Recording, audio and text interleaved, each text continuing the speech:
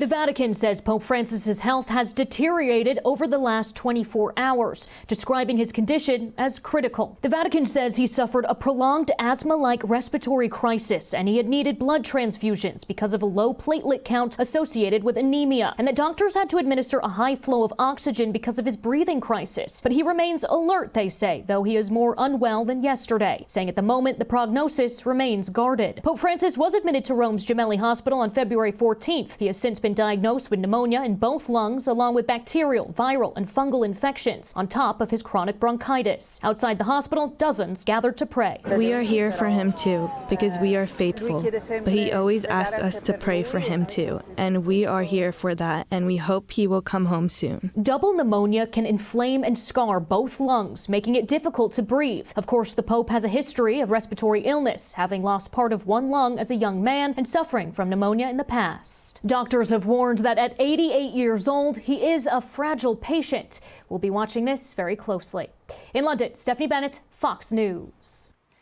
Stephanie Bennett, thank you so much. And before we get started, I want to go to you, Dr. Siegel, but I want to read the statement that we got from the doctor heading the team treating Pope Francis. It reads, quote, sepsis with his respiratory problems and his age would be really difficult to get out of, but this is the real risk in these cases, that these germs pass to the bloodstream. He knows he's in danger.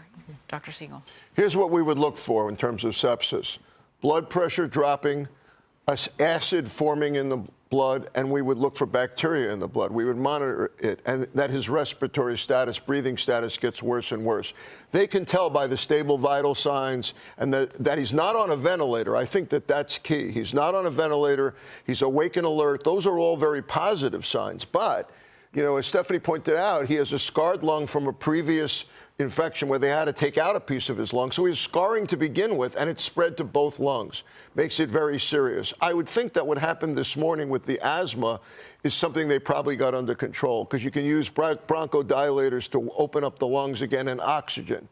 If they can keep him stable like this while the antibiotics do their work, then he has a really good chance. Arcel, about 3 years ago, the Pope confirmed that when he became Pope, that he wrote his own resignation letter in the case that he became medically unfit to continue the work and his duties as Pope.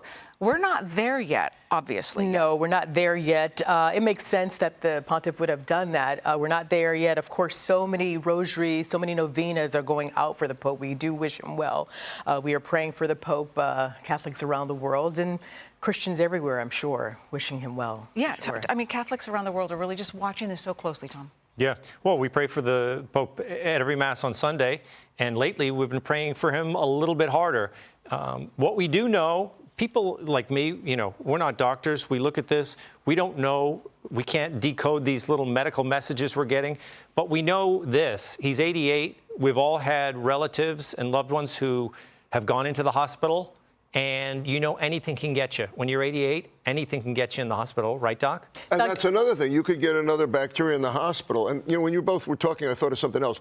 We do all we can medically, and I described it. But I believe prayer has a role here, too. I think faith plus medicine work together hand in hand and give him even more of a chance. Absolutely. And we're hearing in some of the Italian media that his heart is still strong. And that's incredibly encouraging. That's very important, because that's what I was talking about blood pressure dropping. If his heart is strong and it's pumping well and he's getting oxygen and they gave him blood, all of that speaks favorably that he might be able to recover. Let me ask you a little bit about giving him blood, the transfusion. That necessarily doesn't mean a bad thing. That could actually help in his recovery, correct? Exactly, Arthel, because it enables you to get more oxygen into the tissues you need, into the lungs, and get the antibiotics in there. So you don't want to be very low blood counts under that period, under that condition. That's why they would give it, to get to the point where you can get more oxygen in. Okay, so we are all watching very closely and, of course, praying for the pontiff.